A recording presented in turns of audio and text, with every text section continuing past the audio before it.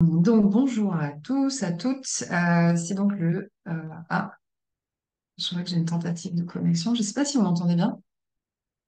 Oui, ça marche? Ok. C'est donc le deuxième webinaire dans le cycle que nous proposons au Centième Singe. C'est un cycle de webinaires pour inventer la transition par la transition agricole et alimentaire par les territoires et en tout cas faire un peu une revue, un regard sur ce qui s'invente au niveau des territoires localement pour répondre aux enjeux de transition agricole et alimentaire. Donc nous, le Centième Singe, on est tiers-lieu nourricier, adossé à un espace test agricole. On a une localisation effectivement autour de Toulouse, où en tout cas notre mission c'est de travailler à recréer une ceinture verte, maraîchère, collaborative, et on a des dimensions aussi nationales où on accompagne beaucoup de projets, porteurs de projets qui agissent sur la transition agricole alimentaire. Ça peut être des tiers-lieux nourriciers, des régies agricoles, des fermes communales portés par différents types d'acteurs, que ce soit des acteurs publics, que ce soit des acteurs privés de l'économie sociale et solidaire.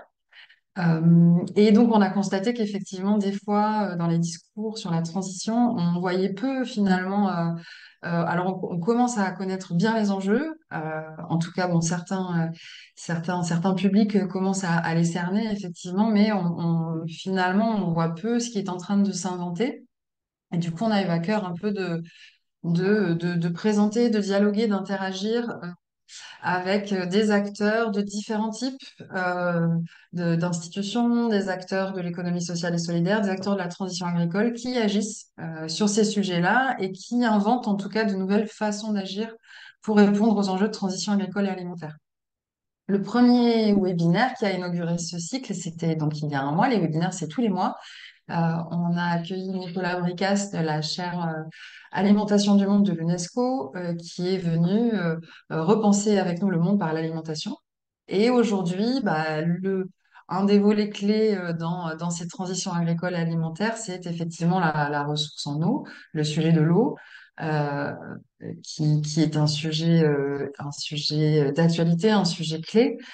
Et pour ça, on a proposé à Aude Witten, qui est directrice programme de l'Agence de l'eau à Dour-Garonne, et Hugo de Remez, qui est chargé de mission projet alimentaire de territoire du pays d'Armagnac, de venir nous partager, alors à la fois ce qu'ils voient des enjeux en termes de ressources en eau à l'échelle d'un bassin qui est le bassin à Dour-Garonne, mais aussi finalement à l'échelle un peu plus globale de l'état de situation, quelle perspective, vers quoi on va. Et donc, on partira plutôt d'un constat avec Aude.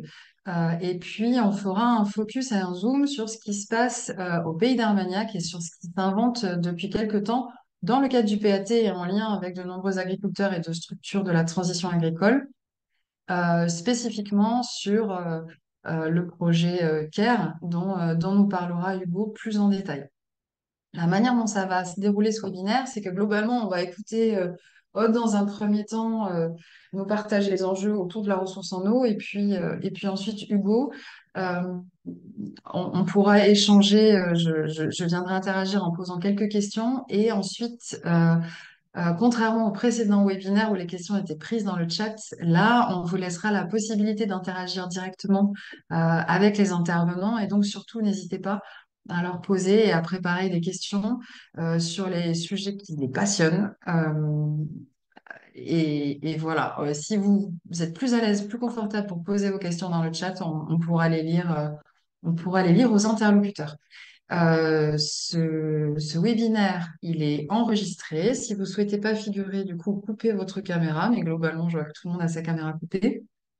Et il est enregistré pour pouvoir permettre à tous ceux qui ne sont pas là aujourd'hui de revisionner ce webinaire. Donc, je vais laisser la parole à Aude pour introduire ce sujet finalement comment est-ce qu'on peut bâtir un nouveau projet de société si on lie eau, agriculture et alimentation et sur quelle base de constat on part pour créer ce nouveau projet de société.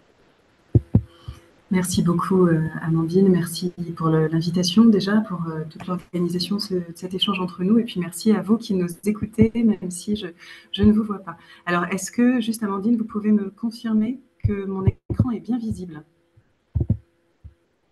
Oui, Est-ce que tout c'est... à fait, l'écran est visible. Ouais. Alors, par contre, Et j'imagine en mode mettre en plein écran desktop, ça va être sur mieux. la vignette. Ouais. Ça va être mieux comme ça. Ça fonctionne bien. Voilà. Ça fonctionne bien? Alors c'est parfait. Donc bonjour à tous.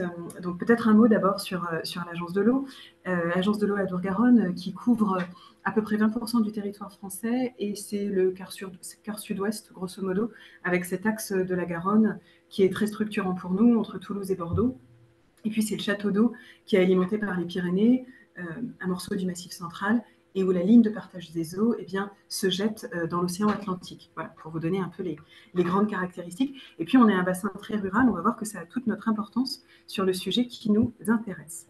Alors, l'eau en Adour-Garonne, eh bien, c'est un sujet qu'on regarde de plus en plus et même quasi exclusivement sous l'angle des menaces que font porter sur elle, sur son usage, sur sa gestion, sur son accessibilité et sur sa qualité, par l'effet du changement climatique. Donc, notre comité de bassin, qui est le Parlement de l'eau, hein, on y reviendra sans doute dans le cadre voilà, vraiment des éléments sur le projet de société évoqué par Amandine tout à l'heure. C'est un Parlement de l'eau qui regroupe l'ensemble des usagers de l'eau, les agriculteurs, les industriels, les collectivités et les associations de protection de la nature et bien sûr les services de l'État. Et nous, l'Agence de l'eau, on en assure le secrétariat technique, donc on collecte les données, on apporte des éclairages à la réflexion du comité de bassin, et c'est le comité de bassin qui délibère à la fois sur des stratégies, et c'est son conseil d'administration qui déploie des aides pour résoudre les enjeux, les problématiques qui sont ainsi identifiées. L'une des premières problématiques, c'est, je vous le disais, l'effet du changement climatique. On est un bassin sur lequel il y a une offre en eau qui est généreuse, hein, de 600 mm à 2000 mm par an par endroit de pluviométrie moyenne. Mais en fait, on a une grande partie de cette eau qui repart en évapotranspiration.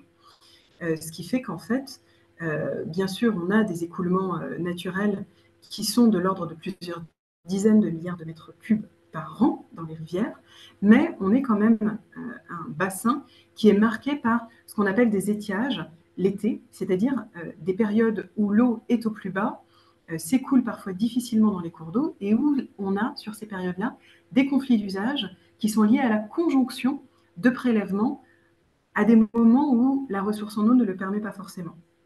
Aujourd'hui, l'effet de pression de prélèvement par l'homme, hein, c'est sur l'année de 34% pour l'eau potable, 43% des prélèvements à l'année sont opérés par l'agriculture et 23% par l'industrie. Mais si on regarde ce qui se passe pendant cette période estivale où la ressource est moins disponible, eh bien les proportions changent. L'eau potable ne représente plus qu'un peu moins de 20%. L'agriculture, c'est près de 70% pour un usage irrigation, justement parce que les cultures qui sont aujourd'hui implantées sur le bassin Adour-Garonne demandent de l'eau en été, et 12% de la part de l'industrie. Et donc la connaissance de cette structure de prélèvement est évidemment majeure pour imaginer une transition. Notre bassin, il est très exposé au changement climatique. C'est l'un des plus exposés en réalité. Alors, on a fait un travail avec les scientifiques de notre conseil scientifique en 2018 pour projeter les effets et l'impact de ce changement climatique sur la ressource en eau. Et en fait, on a des effets un petit peu ciseaux entre, d'une part, l'augmentation de la population, puisque sur le littoral et dans les métropoles, on est là sur des territoires attractifs. Là-dessus, c'est une constante nationale et même mondiale. Hein. Ce sont des territoires qui drainent de l'afflux de population. Et donc, on projette qu'on aura 1,5 million d'habitants en plus d'ici 2030. On est 8 millions aujourd'hui à peu près, essentiellement sur l'axe Garonne et dans les métropoles. On a par ailleurs des baisses de débit moyens qui vont être, par rapport à ce qu'on connaît aujourd'hui, de 20 à 40% d'ici 2050. Ce qui fait que cette période d'étiage dont je vous parlais, en fait, elle va devenir plus précoce, c'est-à-dire se manifester plus tôt dans l'année, être plus longue et être plus intense. Et ça, c'est lié à l'effet de l'augmentation de la température. Hein. On est parti sur une hausse de 2 degrés dans les simulations qui ont été faites en 2018. Mais ça signifie une évapotranspiration beaucoup plus forte par les végétaux, de 10 à 30%. Et donc, c'est autant d'eau qui ne s'écoule pas jusque dans le milieu naturel, et c'est ce qui explique ces débits plus forts. On rajoute à cela la baisse du manteau neigeux, la baisse de l'enneigement de 35 à 60%, et on va voir qu'on le constate aujourd'hui, on a des manteaux neigeux qui s'amincissent et sur lesquels Météo France nous alerte régulièrement. Or ça, c'est un stockage qui est évidemment extrêmement important en volume et qui vient soutenir les débits des cours d'eau de façon régulière et longue au moment de la fonte à partir du printemps. Donc on voit bien que l'environnement va se perturber de façon assez forte. Aujourd'hui, on a déjà en fait un déséquilibre entre les besoins des hommes et les besoins des milieux d'ailleurs, hein, et ce que la ressource en eau offre, qui est calibré aujourd'hui, qu'on a chiffré à 250 millions de mètres cubes en période d'étiage. Et ça a une traduction assez concrète, hein, puisque quand on a un déficit entre les prélèvements, les besoins d'écoulement naturel de l'eau pour que les poissons puissent trouver des zones de vie, des zones de refuge et circuler, et qu'en fait on n'a pas ces volumes qui sont garantis, en fait on entre en arrêté sécheresse. Hein. Et notre bassin, j'y reviendrai, connaît régulièrement en fait des arrêtés sécheresse qui sont la traduction, on va dire un peu palpable, de ce déficit. Et donc là, c'est l'ensemble des usages qui sont concernés. L'eau potable, interdiction d'avoir certains usages comme le lavage des voitures, la mise à niveau des piscines, irrigation, restriction de capacité à irriguer les cultures, 1 jour, 2 jours, 3 jours par semaine. Et puis parfois, diminution des chaînes de production industrielles, voire arrêt de certaines chaînes de production. Et demain, si rien n'est fait, on projette qu'avec cette hausse de température entraînant une hausse de l'évapotranspiration et donc une baisse de l'écoulement naturel des eaux, un déficit à l'étiage qui pourrait être plus de 5 fois plus important et s'élever à 1,2 milliard de mètres cubes d'ici 2050. Ça va avec des événements climatiques extrêmes, des sécheresses bien sûr, mais aussi des baisses des baisses de débit dans les cours d'eau, ça va avec les sécheresses, mais aussi des inondations, donc des événements climatiques, c'est-à-dire du trop d'eau ou du pas assez d'eau de façon beaucoup plus intense que ce qu'on connaît jusqu'ici. Ça, c'est pour les éléments liés à la quantité d'eau, mais il ne faut pas oublier l'impact sur la capacité épuratoire des cours d'eau et sur l'effet dilution. Et ça, c'est un enjeu qualité extrêmement important. Demain, avec des débits d'eau très amoindris, c'est toute la pression exercée par nos rejets, notamment les rejets des stations d'épuration, qui va fragiliser encore davantage ce milieu. Parce qu'aujourd'hui, ces rejets, même s'ils sont traités, ils sont quand même des points sur lesquels en fait, on exerce une pression sur le milieu en termes de phosphore, nitrate, donc des paramètres qui, finalement, des substances qui enrichissent le milieu. Et aujourd'hui, finalement, les rivières, elles les diluent, ces substances. C'est pareil sur, par exemple, les micropolluants. La dilution de la présence de ces substances dans le milieu est importante. Et donc, si demain, on a moins d'eau pour diluer, eh ben, il va falloir qu'on travaille de façon encore plus déterminée sur la baisse de nos pressions, exercées sur un milieu récepteur plus fragile. Alors, les effets, ils sont d'ores et déjà perceptibles. Je vous l'ai dit un peu en vous parlant des restrictions que notre bassin connaît depuis déjà finalement assez longtemps.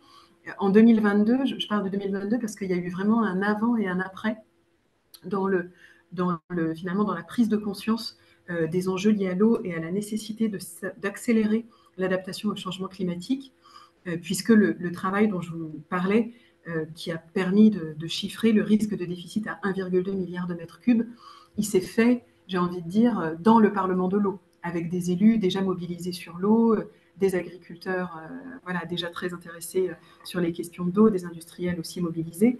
Mais en 2022, on est passé à une autre dimension. Là, c'est vraiment devenu un sujet de société. Et d'ailleurs, ça a déclenché un plan gouvernemental qui est le plan eau et qui a été le premier volet de la planification écologique déclenchée par le gouvernement. Qu'est-ce qui s'est passé en 2022 année de tous les records, record de température, de sécheresse des sols, record d'évapotranspiration, record de lâcher d'eau historique sur la Garonne, puisque dans les solutions qu'on met en œuvre pour amortir ce choc, il y a le fait d'aller utiliser de l'eau à partir de barrages hydroélectriques pour s'assurer que l'eau coule toujours dans la Garonne malgré des besoins humains qui sont importants à ce moment-là. Et donc, ça a été l'année de tous les records sur à la fois comment on caractérise le milieu et comment on caractérise la réponse humaine face à cela. Il y a eu plus de 100 communes du bassin qui ont eu recours au citernage ou à des interconnexions d'urgence pour maintenir leur accès à l'eau potable. Il y a eu des baisses de rendement en sec sur les grandes cultures, donc tous les systèmes qui n'étaient pas irrigués, qui ont été de l'ordre de 30 à 40%.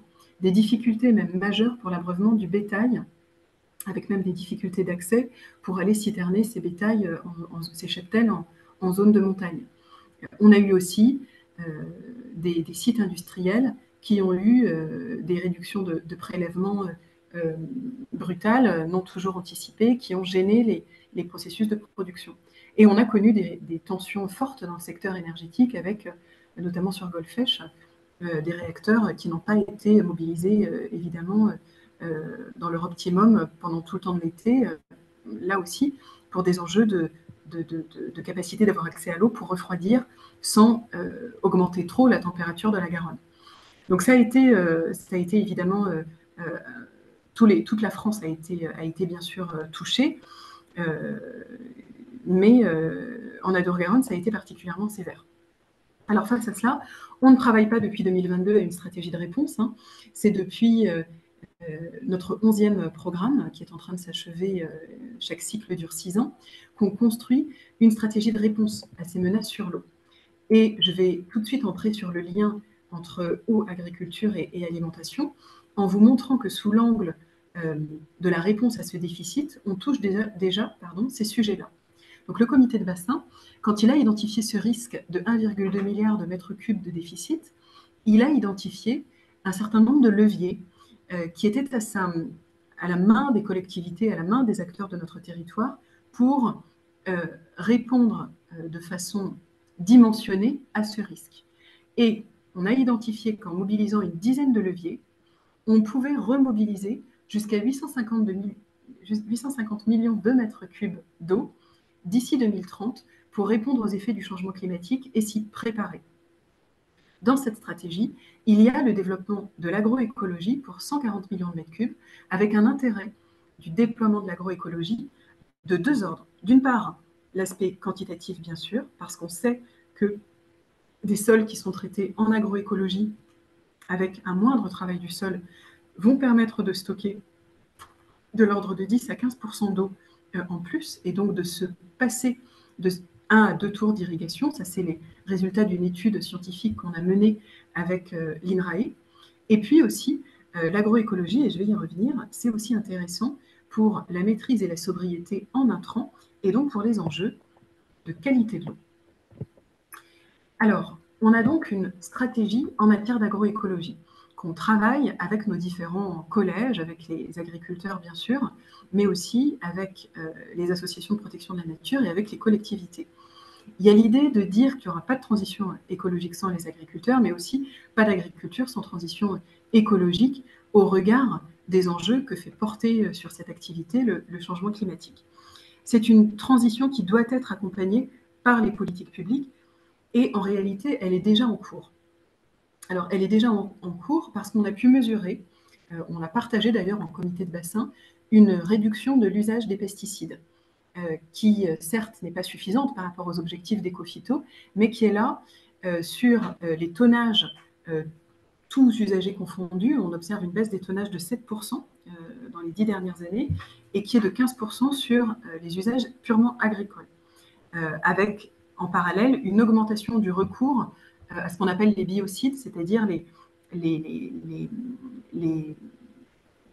produits qui sont biosourcés. Donc ça, c'est des éléments qui sont quand même encourageants.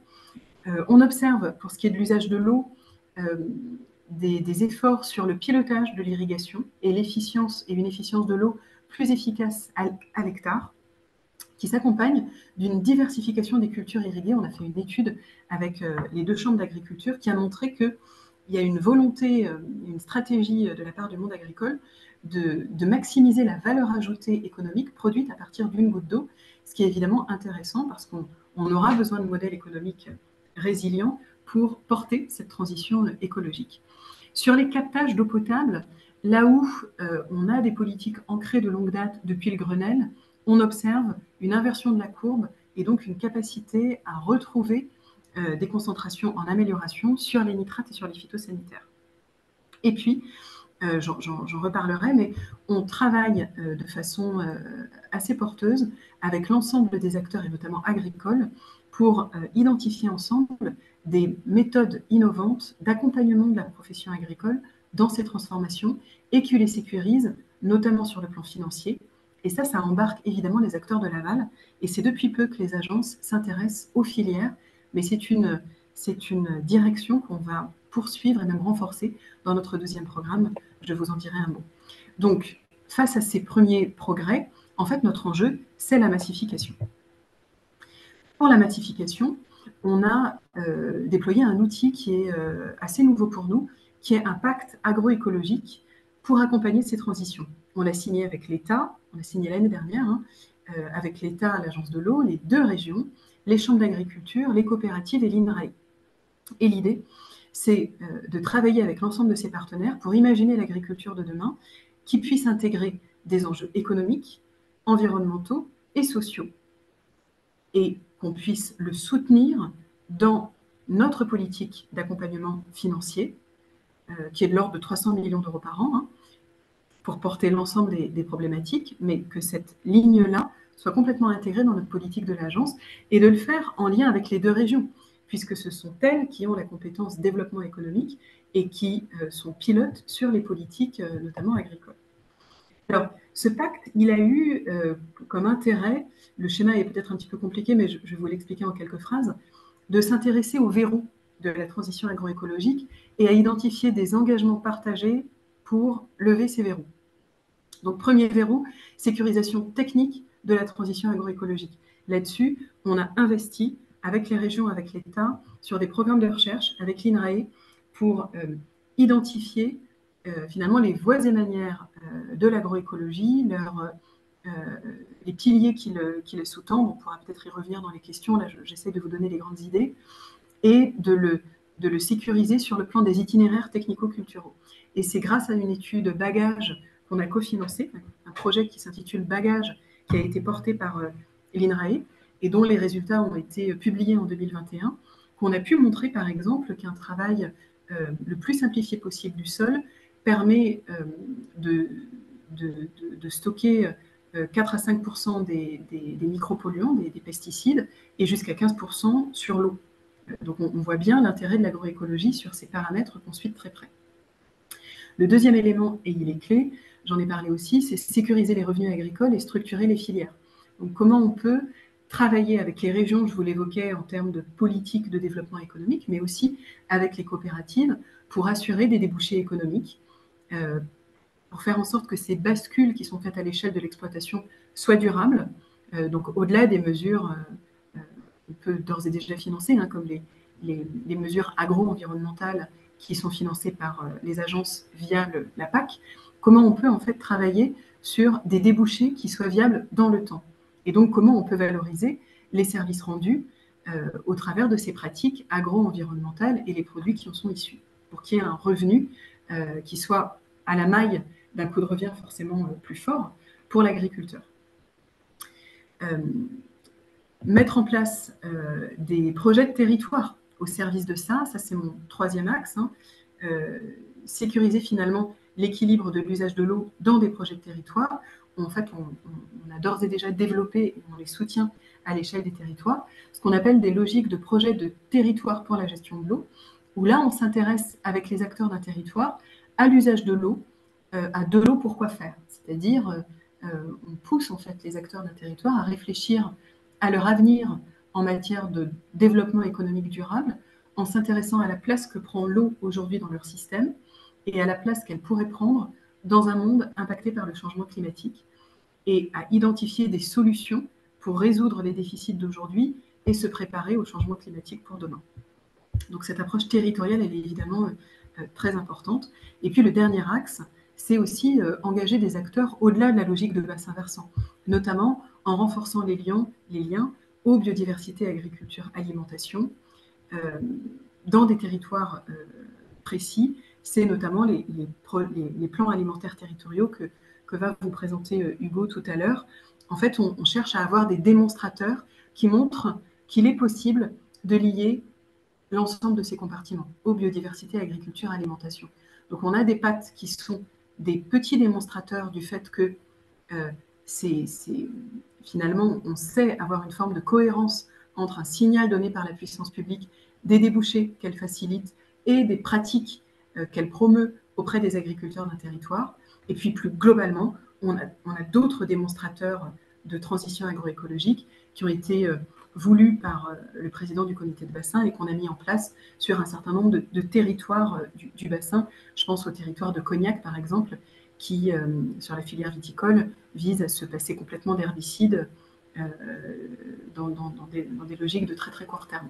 Donc voilà, on a ces multiples démonstrateurs qui visent toujours à montrer que ce lien, il est possible et il est construit avec différents vecteurs. Un pâte, c'est pas le même vecteur qu'une filière comme Cognac qui est exportatrice. Voilà.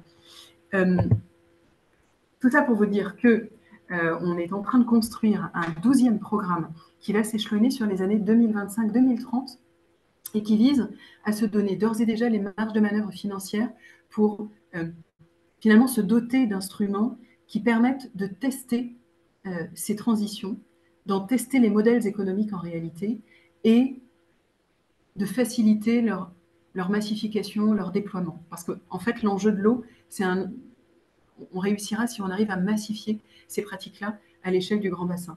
Et en fait, je vous ai beaucoup parlé du soutien aux filières. Hein. Vous voyez on a prévu de considérablement augmenter ce soutien aux filières par nos soins, mais aussi par les partenariats qu'on aura avec les régions.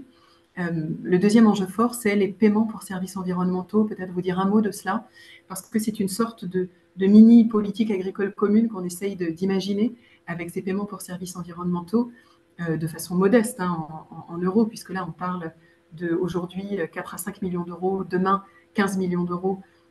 C'est important bien sûr, hein, mais ça n'est quand même pas à la maille d'une politique agricole commune qui représente 9 milliards d'euros à l'échelle française. Mais malgré tout, il y a l'idée d'expérimenter non pas finalement une forme de dédommagement pour les agriculteurs qui vont sur des nouvelles pratiques euh, qui sont parfois plus coûteuses. Hein. Ça, c'est l'esprit des mesures agro-environnementales. Euh, dans les mesures agro-environnementales, on finance un changement de pratique et en fait, on défraie l'agriculteur de son coût. Là, l'idée, c'est autre chose. Avec les paiements pour services environnementaux, on paye un service déjà rendu, on reconnaît les agriculteurs pionniers, on les valorise et on conforte leur modèle économique.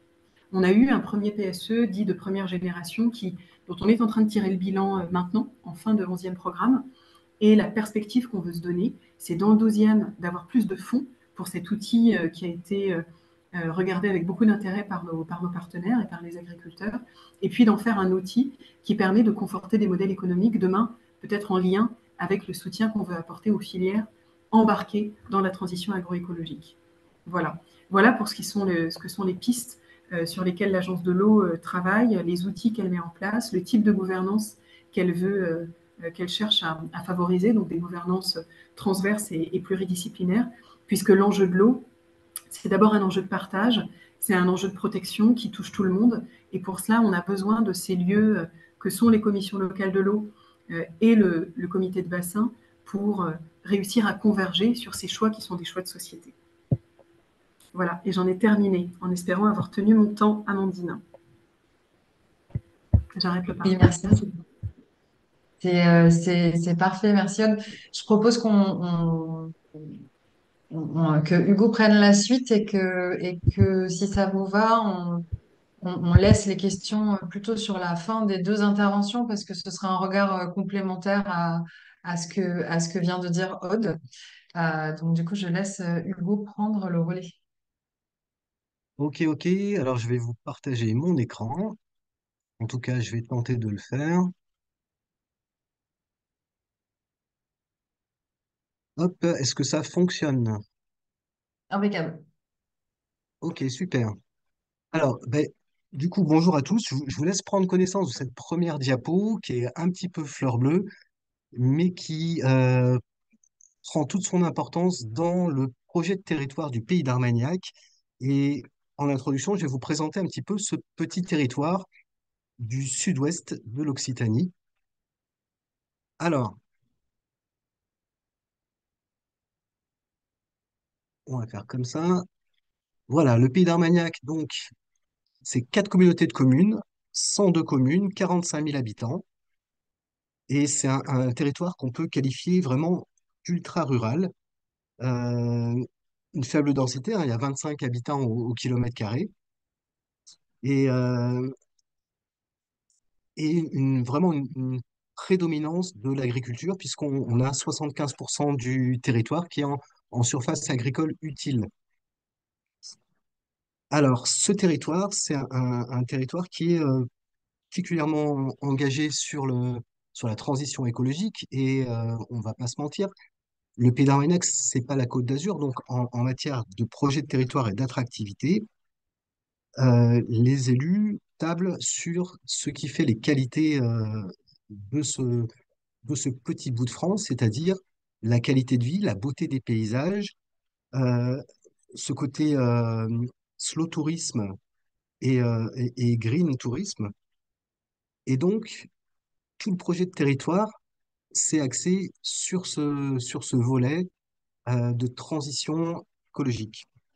La valorisation et l'attractivité du territoire ont été définis par les élus comme étant euh, des priorités et étroitement liées à tout l'aspect environnemental de ce territoire, puisque bon, on n'a pas de littoral, on n'a pas de zone de montagne à faire valoir, mais on a quand même plein de belles choses et plein de qualités.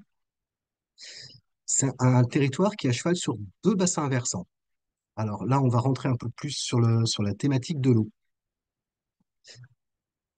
Avec, Aude l'a annoncé tout à l'heure, hein, des baisses de débit annuelles des eaux de surface avec des prévisions de 20 à 40%. Et je vois que c'est marqué d'ici 2070, mais en fait, c'est d'ici 2050. Au niveau de l'eau potable, on a vraiment des problématiques qualitatives. On a sur le territoire une eau potable qui a été qualifiée de moyenne à médiocre sur l'ensemble du territoire du pays d'Armagnac. Et c'est une façon un petit peu édulcorée de dire les choses parce que moyen à médiocre, si on va dans le détail, on a des mesures de substances qui vont jusqu'à 27 à 30 fois le seuil autorisé. Et ça, c'est qualifié de moyen à médiocre. Et il faut bien comprendre que, encore une fois, Aude l'a dit, on a des mesures qui sont actives et on a un vrai effort de tous les acteurs, y compris des agriculteurs, pour la réduction des intrants, mais on a une durée de vie et une cinétique de ces intrants et de leurs métabolites dans les nappes et dans les cours d'eau qui est très très longue, qui est supérieure à 20 ans. Et donc, on retrouve toujours en très grande quantité ces molécules bien qu'on ait démarré quand même depuis plusieurs années des actions pour limiter ces intrants.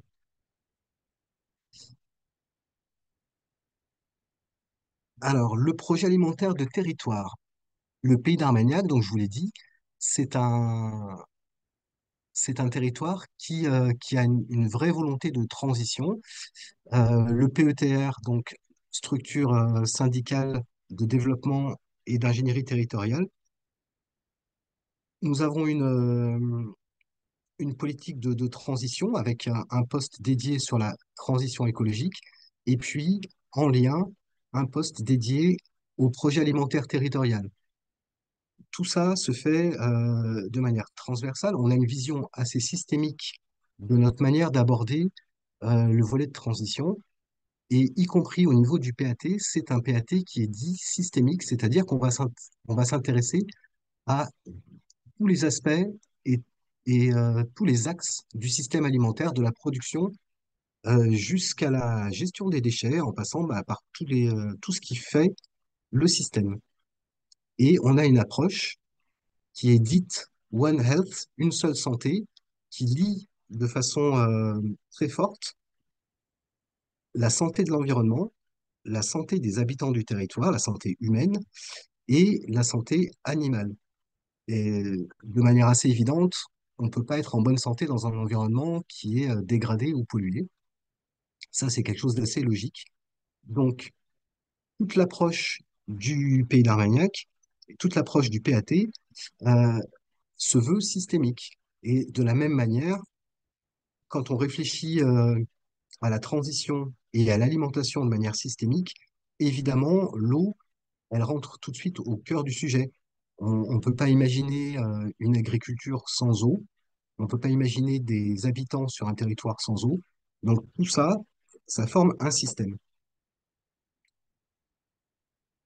De manière concrète, comment ça se traduit sur le territoire au niveau du PAT?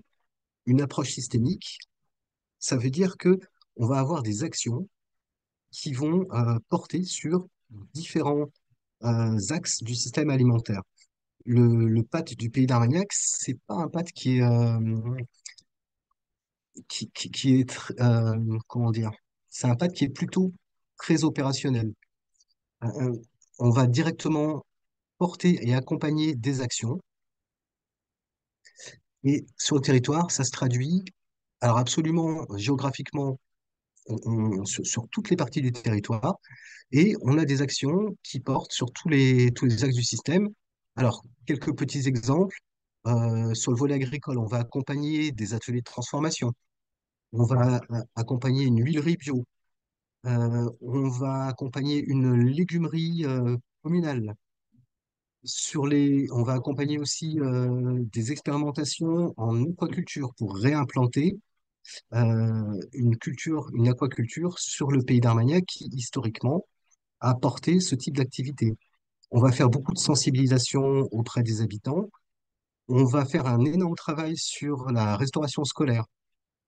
Et la gestion de l'eau, ça passe aussi par la manière dont les habitants vont appréhender cette ressource, puisque si c'était assez évident pendant très longtemps que tourner le robinet euh, faisait en sorte qu'on obtenait de l'eau, c'est quelque chose qui éventuellement pourrait devenir moins évident.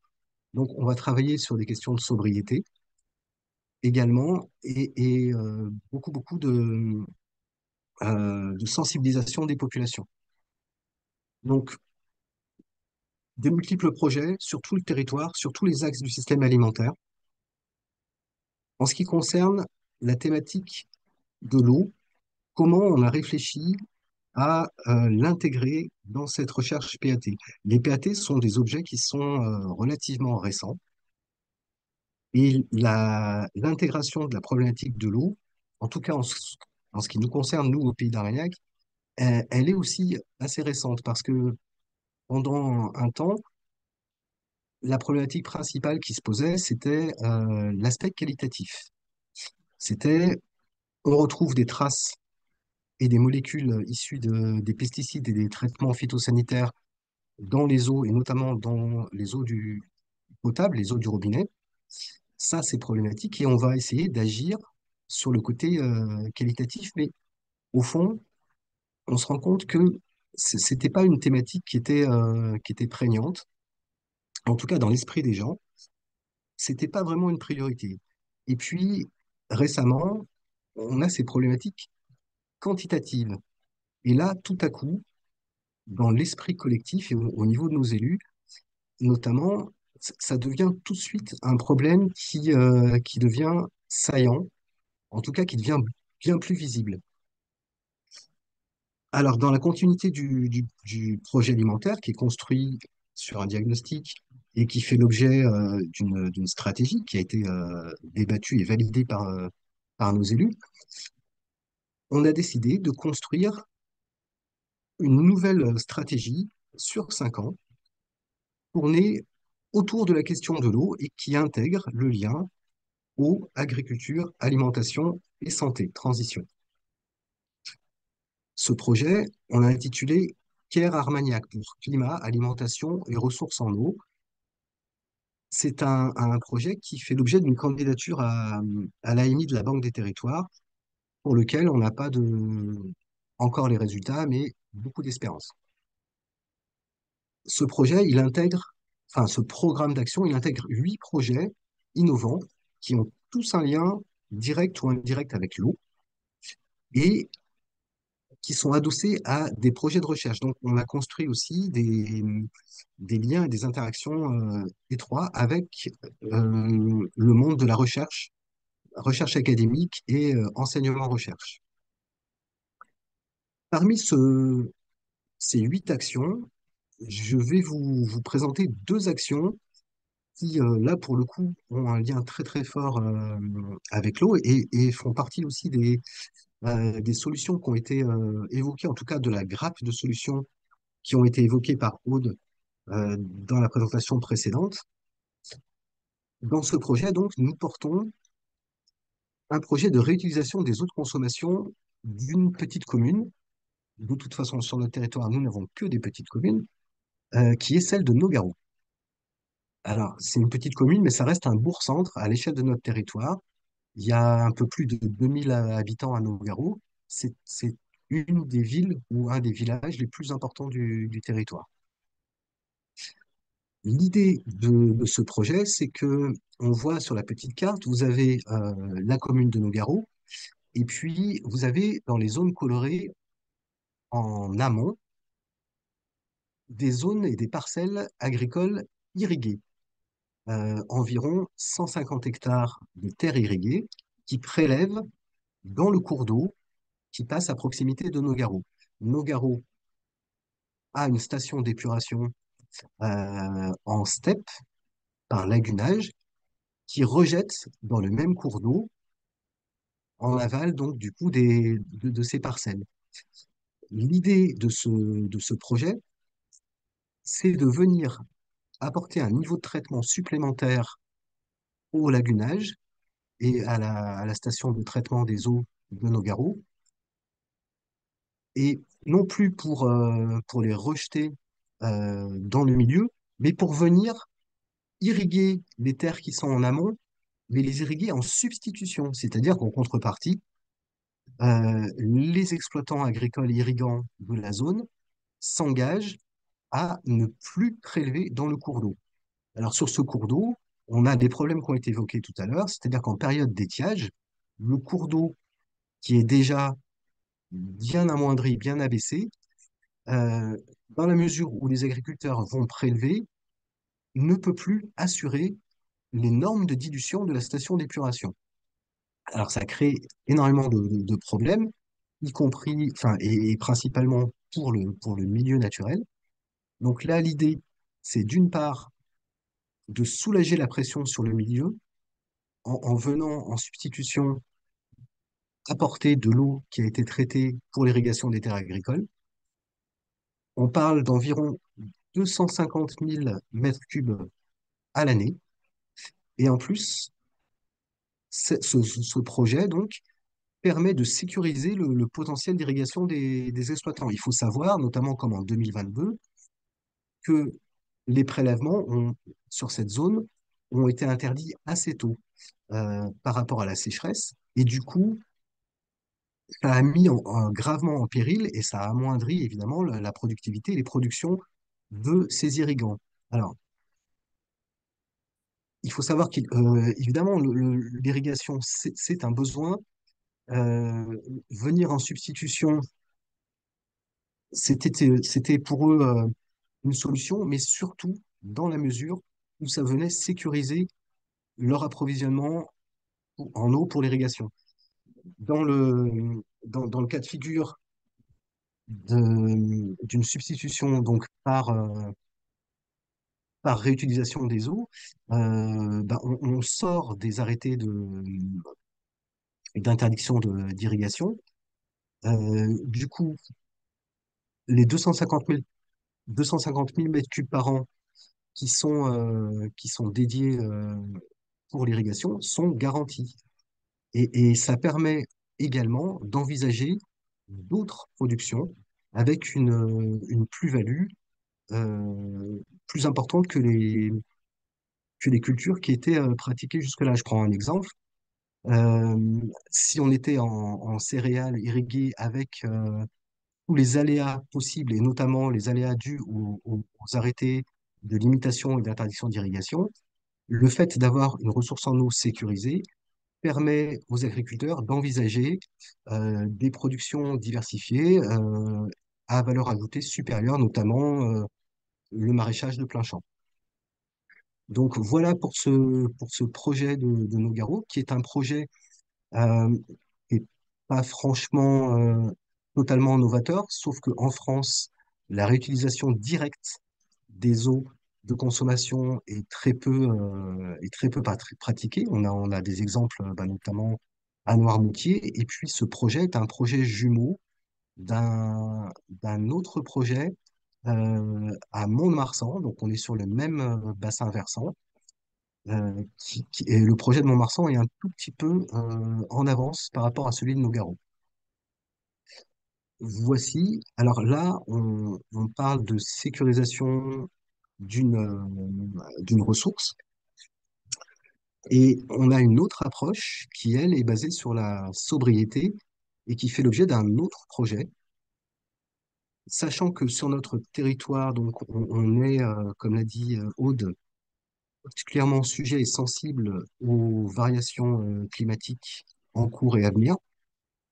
On s'est posé la question de savoir comment on pourrait adapter les pratiques culturelles du territoire et les orientations en vue de cet appauvrissement de la ressource en eau. On sait, en tout cas, on suppose, à défaut de savoir, que certaines cultures qui sont actuellement pratiquées ne seront plus soutenables dans quelques années et peut-être même plus possibles. Sur le territoire, on a une dominante. Alors, c'est le pays d'Armagnac, donc on parle d'Armagnac, on a à la fois la vigne et les grandes cultures. Sur les grandes cultures, on produit des céréales, des oléagineuses et pas mal de légumineuses.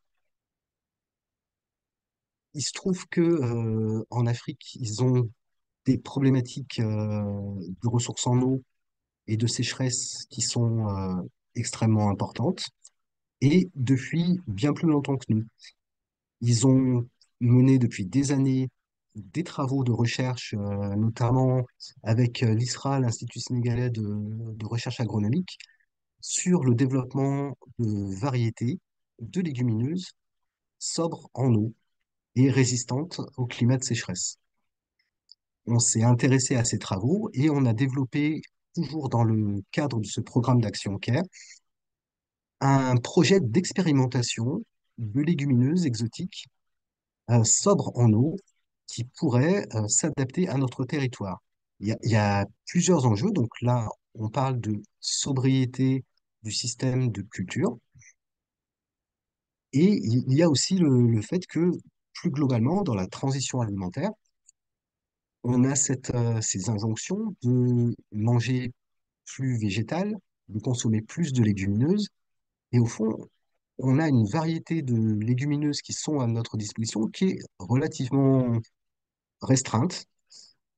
Et du point de vue des cuisiniers, on souhaiterait avoir un peu plus de possibilités, un peu plus de variété, pour pouvoir, de manière efficiente, augmenter les consommations de légumineuses. Donc, ce projet, il vise plusieurs objectifs. C'est étudier les possibilités de développement, alors que ce soit technique ou au niveau agro, et aussi économique. Est-ce que ces cultures possibles, en tout cas celles qu'on souhaite étudier, trouveraient une rentabilité? Est-ce qu'elles auraient des débouchés? On travaille avec des instituts de recherche, mais aussi avec des instituts de formation, et notamment le CFA de Beaulieu-Lavacan, qui dispose d'un plateau technique agro-transformation et qui étudierait le potentiel agro-industriel de ces nouvelles variétés. C'est un programme d'expérimentation sur 5 années qui va être développé par les Bio du Gers, le GAP32, en partenariat avec le plateau d'expérimentation Créabio. Donc voilà, deux approches différentes entre Nogaro et ce projet d'expérimentation de légumineuses qui montre que sur la question de l'eau, on peut aborder le sujet soit du point de vue de la sécurisation de la ressource, mais aussi du point de vue de la sobriété et de la modification des pratiques actuelles. J'en ai fini avec ma petite présentation et on est open sur les questions. Je vais tenter de sortir du diapo. de la, de la slide de présentation. Merci beaucoup, Hugo, et merci à Aude pour ces présentations. Euh, Moi, j'ai quelques questions dans mes bagages, mais je ne sais pas si là, directement, il y a dans les personnes qui sont connectées des envies de questions, que ce soit à Aude ou que ce soit à Hugo.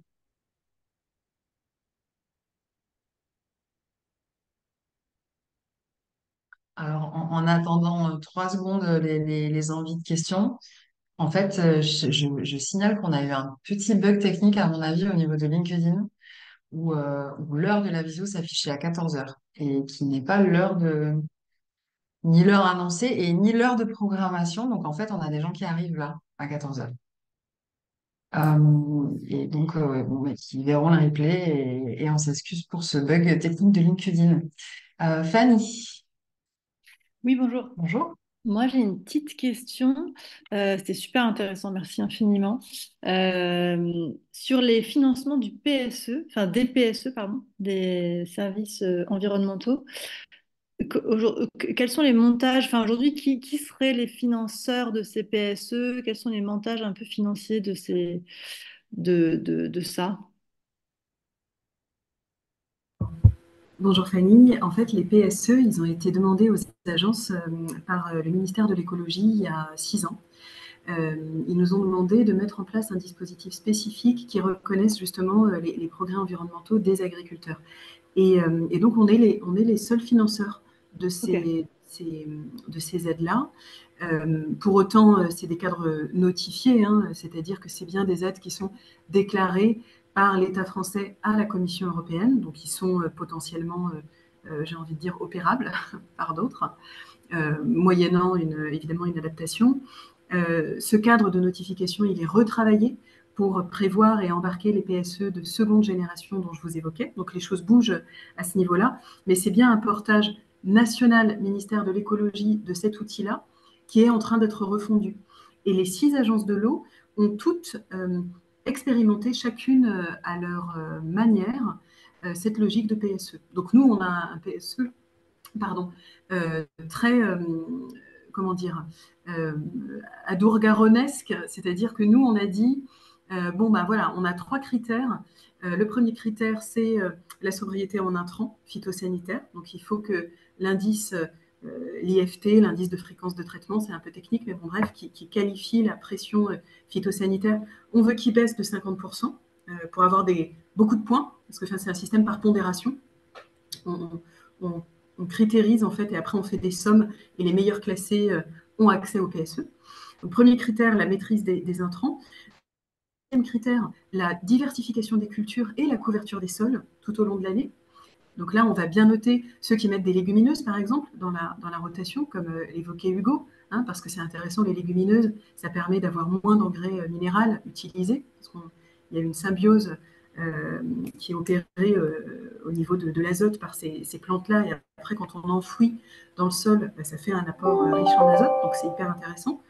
Donc tout ce qui est couverture du sol aussi le plus longtemps possible dans l'année, c'est-à-dire de ne pas laisser le sol nu, au-delà évidemment de ce qu'imposent des textes réglementaires comme la directive nitrate. Ça aussi, c'était très bien noté, mais ça fait partie de ce deuxième volant de critères. Et troisième volant de critères, ce qu'on appelle, alors c'est un peu du jargon, hein, désolé, les infrastructures agroécologiques, c'est-à-dire les haies, les mares, les bosquets. Plus on en a à l'échelle d'une exploitation, plus ça rapporte de points. Et ça, c'est intéressant parce que les agriculteurs qui mettent en place ces infrastructures, ben, c'est des refuges à auxiliaires. Donc ça veut dire qu'ils sont mieux armés en fait pour travailler avec le vivant, qui est un des principes quand même de l'agroécologie. Je n'ai pas vraiment évoqué la définition de l'agroécologie, mais c'est l'idée quand même de travailler avec le vivant de s'appuyer sur finalement les fonctionnalités opérées par le vivant en ayant tout un système riche en biodiversité qui permet de se passer le plus possible d'un usage de produits chimiques ou en tout cas d'un fort accès à des intrants comme d'être plus efficient plutôt dans l'usage des intrants. Et donc ça, c'était nos 3 critères. Et pour autant, demain, on imagine d'élargir peut-être la base de notre PSE, parce qu'aujourd'hui, le PSE, finalement, il y a peu de systèmes en grande culture qui y ont eu accès. Il était peu branché sur les modèles économiques de valorisation. Donc, on a envie demain d'aller encourager des systèmes qui qui deviennent pas dépendants de notre aide, voilà, mais qui peuvent aussi finalement rentrer dans des systèmes de valeurs qui sont pérennes au-delà de l'apport qu'a pu opérer l'Agence de l'eau à un temps T. Voilà, c'est un peu ça les pistes de réflexion. Ok, merci beaucoup. Moi, j'avais une question justement en lien avec ces PSE et comme vous évoquiez les modèles économiques des fermes qui sont en capacité aussi de répondre à ces critères. On en avait discuté sur le précédent webinaire aussi, c'était le lien et potentiellement le lien avec la recherche sur tous les nouveaux systèmes comptables, triple comptabilité ou comptabilité care, qui justement intègrent dans les modèles économiques des fermes tous les services rendus écosystémiques environnementaux et la dimension humaine aussi. Je ne sais pas si vous travaillez sur ce sujet-là. Alors sur les systèmes comptables, encore trop peu, mais on le regarde de près. On voit bien que c'est du fait des réglementations aussi européennes, des enjeux qui comptent de plus en plus. On s'intéresse aussi au système d'investissement vert, qui intéresse beaucoup les banques privées qui viennent nous voir là-dessus, qui cherchent un petit peu à être alimentées d'idées et d'apports. Et on est très ouvert là-dessus. Ça sera plutôt des éléments qu'on a envie de faire monter en puissance à partir du milieu du prochain programme, mais sur lequel on est très preneur d'initiatives qui peuvent être des leviers complémentaires à une logique d'aide publique pour aller massifier et valoriser ces systèmes vertueux. Je crois qu'on est vraiment dans la même approche là, d'identifier une palette d'outils qui peuvent, chacun mis ensemble, contribuer à conforter ces modèles-là et à trouver leur modèle. Et effectivement, l'approche comptable est intéressante et c'est moins notre cœur de métier, mais on sait bien le regarder avec les services d'eau potable, donc il n'y a pas de raison qu'on ne sache pas aussi monter en puissance sur le volet agricole.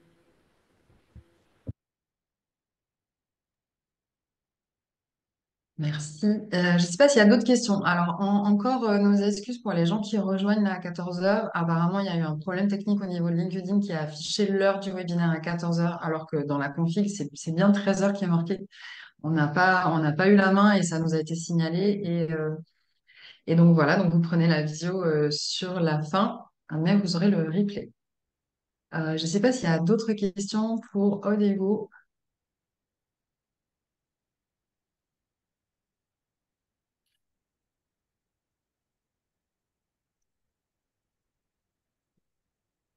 Fanny, vous avez encore la main levée. Je pense que Ouais, c'est bah, si. j'avais une C'est une deuxième autre question. question. Ouais, c'est une autre Ok. question. Si, s'il y a un peu de place. C'était du coup sur ma deuxième question, c'est sur la question des expérimentations de culture, de nouvelles cultures dont vous parliez sur la fin, Hugo. Quand vous parliez d'études sur les potentiels agro-industriels de ces nouvelles cultures.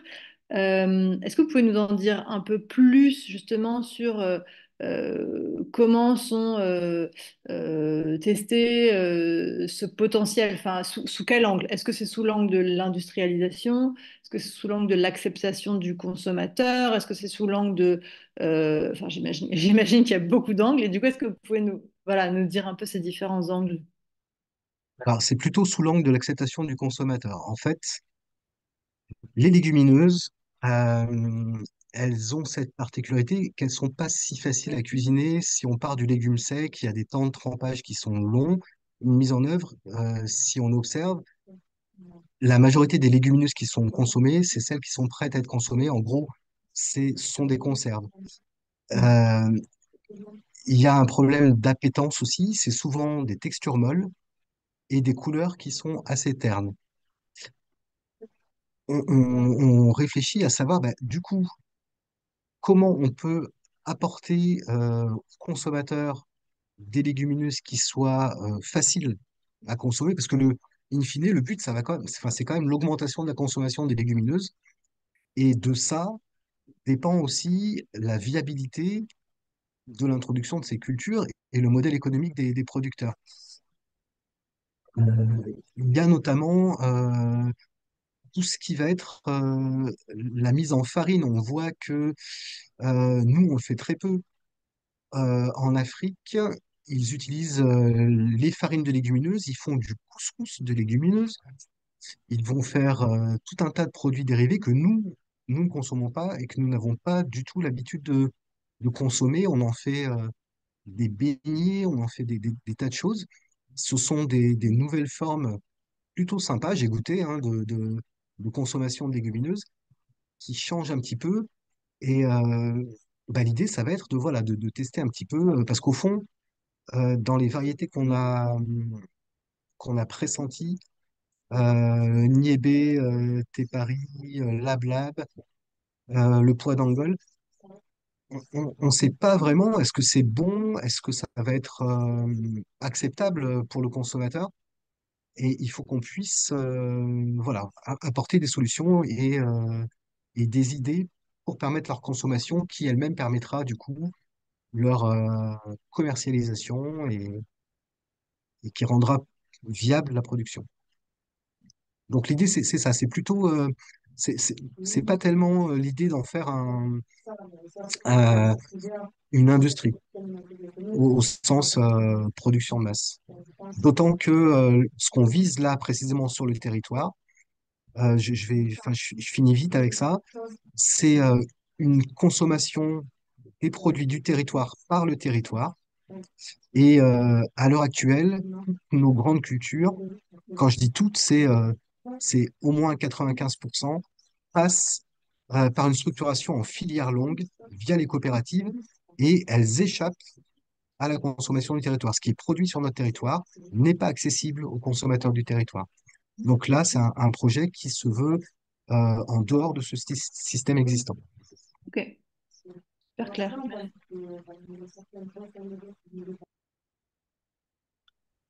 Peut-être un sujet sur la question qu'on a évoquée en échangeant ensemble, mais sur les enjeux de l'acceptabilité, en tout cas que nécessitent ces changements de pratiques à la fois de consommation, on le voit, et puis sur le sujet REUT, il peut y avoir des freins effectivement sur la réutilisation des eaux usées au niveau de l'irrigation, en tout cas de l'alimentation humaine. Et on avait évoqué peut-être aussi, et vous pouvez apporter un éclairage là-dessus, d'essayer de faire passer cette dimension d'acceptabilité à plutôt une désirabilité sur les sujets de la transition. Est-ce que vous pouvez rebondir là-dessus?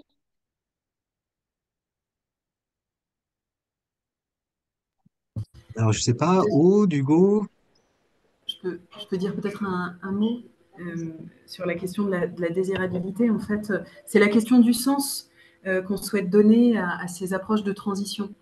Parce que les transitions, elles sont quand même coûteuses, elles sont difficiles, elles sont compliquées à mettre en œuvre. On a tous un peu tendance, les uns et les autres, à s'accrocher à ce qu'on connaît. Et donc, tout l'enjeu de ce qu'on essaye de mettre en place avec nos élus, avec nos instances, c'est comment on peut réussir à donner du sens à ces projets de transformation.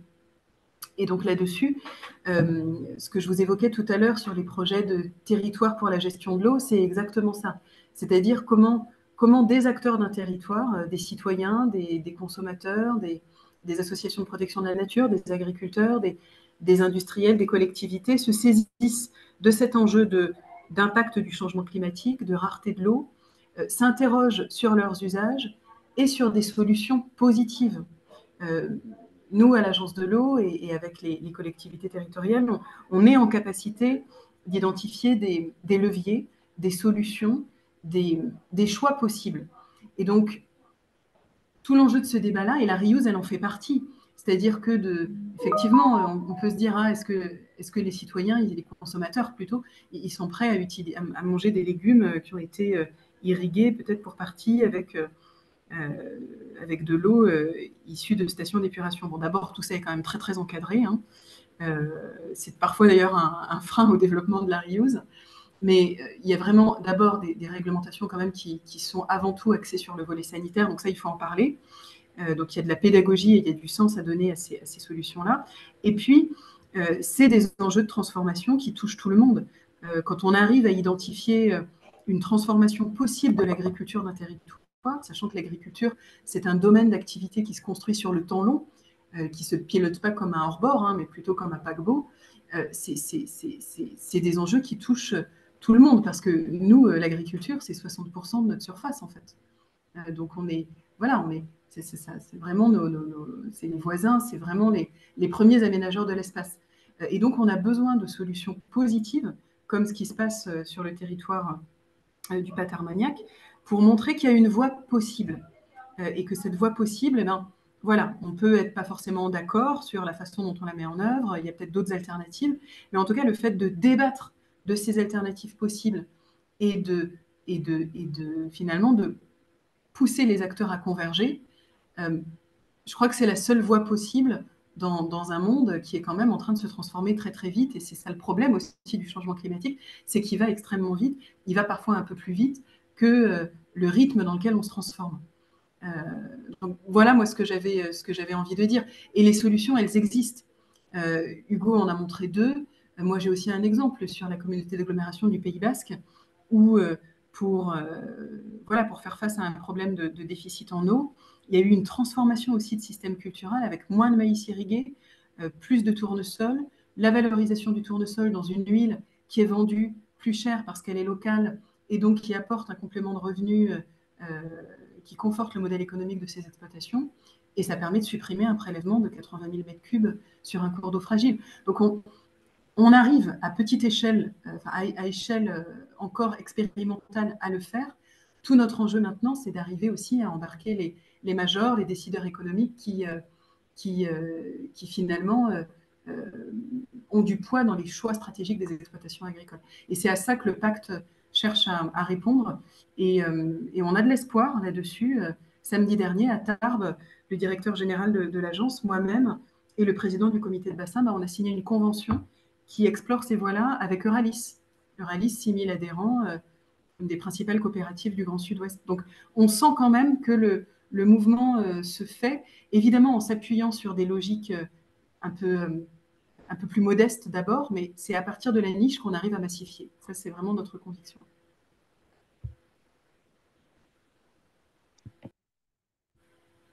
Hugo, je ne sais pas si tu souhaites compléter. Oui, oui, bah juste, ça va être ça, compléter, parce que l'essentiel a été dit, mais du coup, à notre échelle de Pays d'Armagnac, au stade où on en est, par rapport à l'acceptabilité, nous, on en est au premier balbutiement et aux expérimentations on n'en est pas du tout à la massification.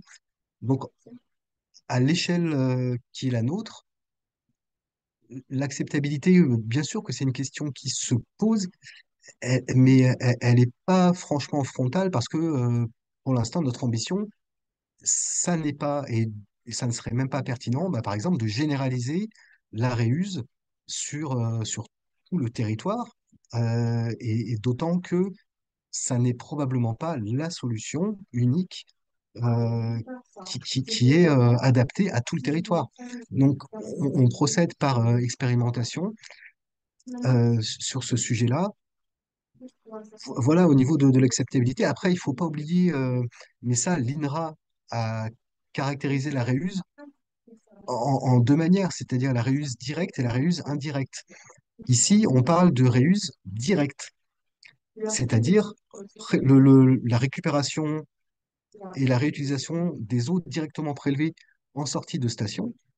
La réuse indirecte, telle que présentée par l'INRA, elle est généralisée sur tout le territoire, c'est-à-dire que les prélèvements agricoles qui se font actuellement dans les cours d'eau en aval des stations d'épuration, euh, certes, ils se font avec une eau qui a été diluée, enfin une eau de rejet qui a été diluée dans le cours d'eau, mais qui contient néanmoins les rejets des stations d'épuration.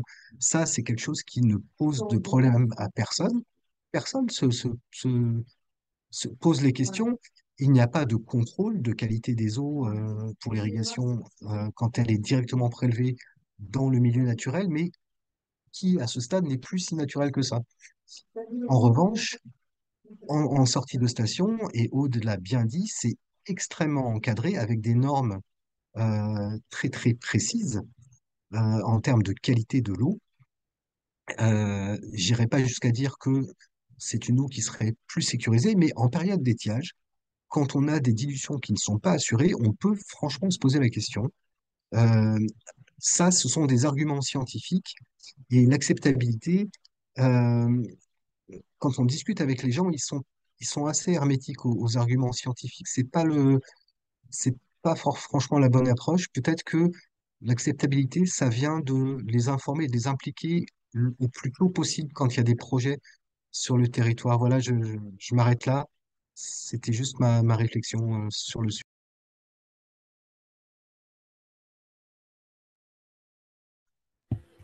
Moi, je vais devoir vous quitter. Oui, bah, de toute façon, Demain, c'est il y a d'autres effectivement, c'est la fin du webinaire. Encore désolée à ceux qui nous rejoignent à 14h17 sur peut-être la déception d'apprendre que c'est la fin. Il y a eu un problème, il y a eu un problème sur LinkedIn, un problème technique. En tout cas, un grand merci à Aude, à Hugo pour tous ces éléments-là, d'éclairage sur l'eau, pour l'expérimentation qui se mène au Pays d'Armagnac. Euh, le prochain webinaire, il sera eh bien, sur la Terre. Donc c'est dans un mois, ce sera bien à 13h, malgré ce qu'affiche LinkedIn. On essaye de maintenir ces dates de créneau horaire un peu à moitié pause-déj, à moitié début d'après-midi pour que tout le monde puisse y assister.